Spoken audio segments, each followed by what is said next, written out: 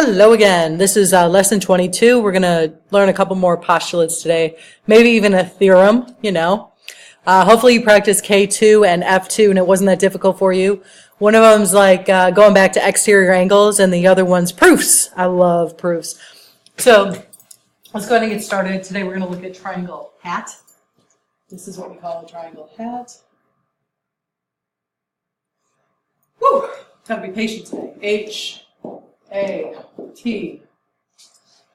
Triangle hat. There it is. And I'm just going to go ahead and switch this right now. It should say angle A, angle T, and this should not say hop, but hat. All right, so here it is. We're going to highlight angle A, which is here, and angle T, which is here. And these two angles are not equal to each other, so that's why I've made them look like that. And let's look at the side that's included, would be the side in between the two, which is this side right here. And we can call that side AT. And so that's what we call an included side. Yesterday we talked about an included angle. So if I had this side right here, and I knew this side right here were equal to each other, or were the congruent sides, this would be the side that's included, because it's in between the two. All right. Go ahead and start your little exploration. You might want to pause this video. You're going to need a protractor, which is this thing here. And remember, when you're measuring angles, you're going to set it up like this. And you're going to start over here from the side at 0. And so because I know this is an acute angle here, I'm going to be looking at the smaller side up here. And it looks like it's not quite 80. So I'm going to say that it's approximately 78 degrees. Okay? Now we'll go ahead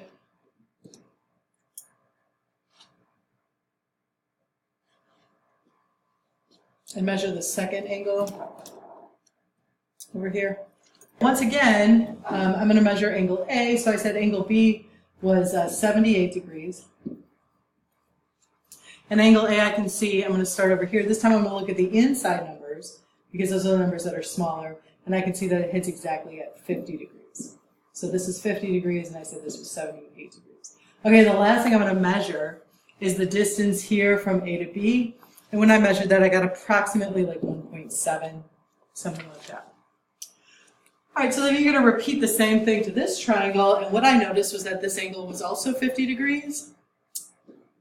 This also was 78 degrees, and they were congruent angles, and DE was also 1.7. So do I think these two triangles are congruent? Yeah, because they kind of look congruent. So then what you can do is measure the remaining corresponding angles and see what you get. And remember, if we know that all three sides are congruent, that we have congruent triangles. And I got 2 inches here, 2 inches here. And then when I measured the third side, I got like 1.5. Yep, 1.5. And so now that I know that BC is 1.5 and EF is 1.5 and that AC was 2 and GF was 2, now I know for certain that they're going to be congruent triangles because they have all three sides congruent. So I've just proven that if I know that the angle, the side, and the angle of two triangles are congruent, then the two triangles are congruent. We call that angle side angle. So far we've learned, and that one's down here, postulate ASA, angle side angle.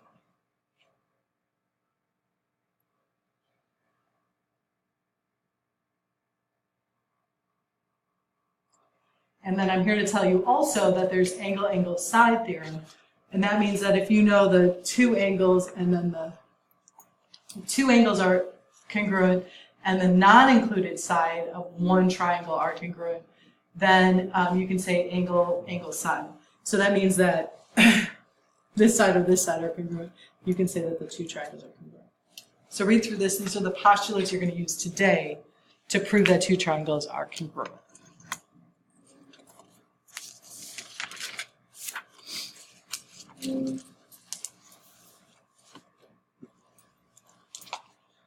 So let's go ahead and make a list of ways in which we show that triangles are congruent. So the first day we learned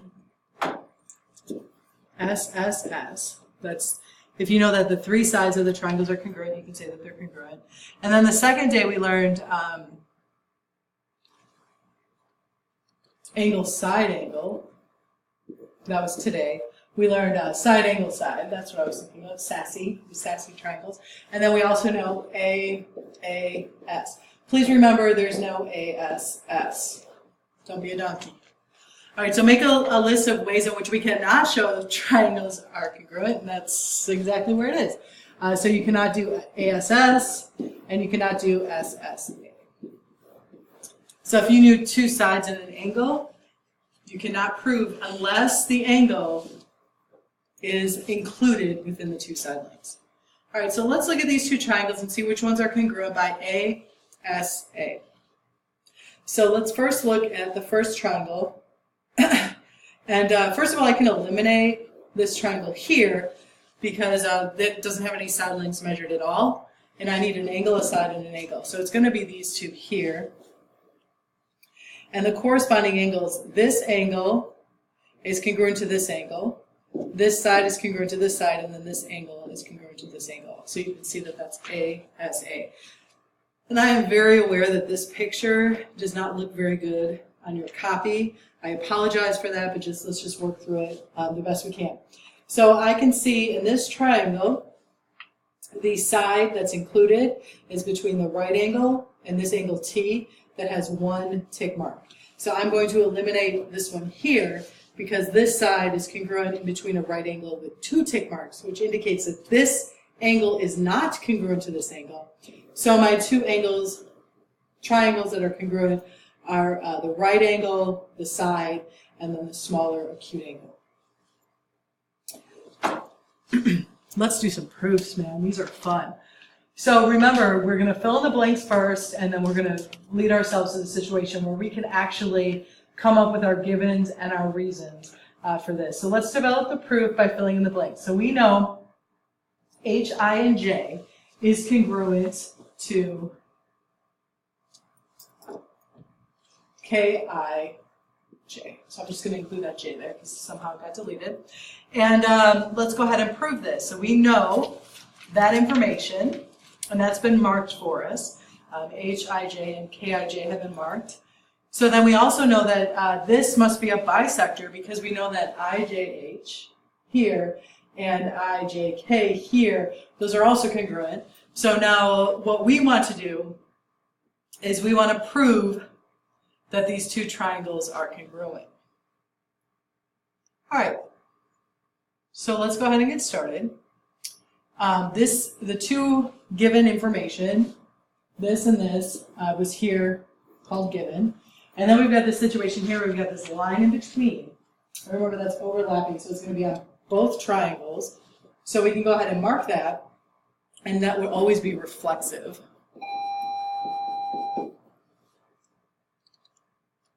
Okay, and so now we can say that these two triangles are congruent because of angle, side, angle. And so we would just put ASA here. All right, let's look at a couple more examples. Remember, you can always try to work it out first and then come back later to see if you got it correct. So let's look at this one. So here are my statements. This is my information that I have. And then what I need to prove is that these two triangles are congruent. And so let's first look. We know that angle LOM is congruent to NPN, and I don't have to mark that because it's already been marked for me, and that is given information. Next, I know that LM is congruent to MN, and again, I don't have to mark that because that was given information. So the next piece of information that I have is that LMO, which is this angle here, is going to be congruent to NMP. And we know that's for certain because they're vertical angles. And remember, this is the shorthand, are congruent. And then lastly, we can say these two are congruent. This time's going to be a little different because this time we have angle, angle, side. So we'd say they are congruent because of angle, angle side information that we have. Hopefully these proofs are getting a little easier for you. Man, I remember the first day, they were pretty difficult. So this one we can do a flow proof or a 2-column proof. I'm going to go ahead with a flow proof. So let's go ahead and make sure that all of our given information is marked. So we know that AE bisects BE. So if AE bisects BD, I know that this angle and this angle are congruent.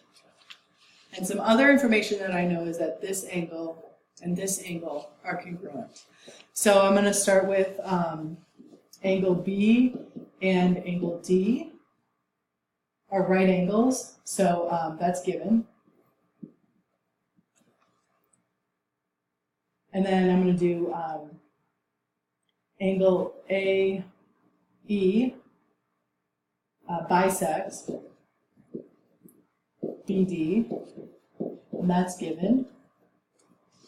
So now I can say that BC is congruent to CD, and that's because definition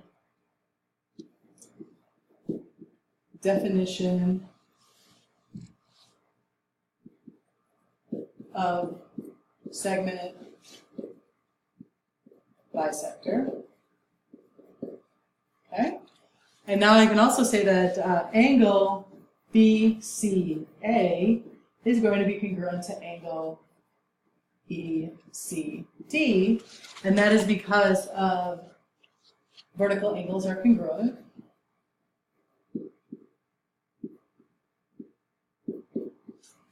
And then lastly, I can say that these two triangles are congruent.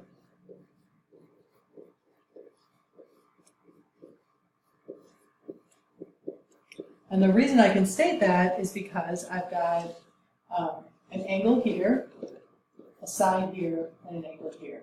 So an angle here, a side here, and an angle here. So that would be angle, side, angle. Like so. Try this one on your own. You can do either a 2-column or a flow proof. So pause the video and try it. Just see how far you can get. All right, so let's go ahead and mark our situation first. So we know that AD bisects BC. So that means that they're perpendicular bisectors. So that means that they're going to form a right angle.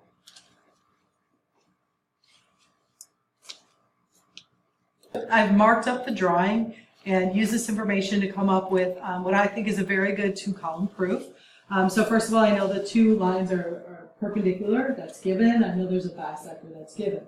So then I know that this angle, CAD, is congruent to the other one because of the definition of bisector. It means it cuts it in half. And then I can say that these two angles are congruent because of the definition of perpendicular. It's going to make right angles, and right angles are congruent. And then lastly, we've got our reflexive property in the middle, and that concludes to ASA. Okay, so to finish up and conclude for today, you need to practice this, write a flow proof or a 2-column proof. I've shown you examples of both. And you also need to do K3 in IXL. All of it's for a grade. Good luck, y'all. Have a good one. If you have any questions, let me know.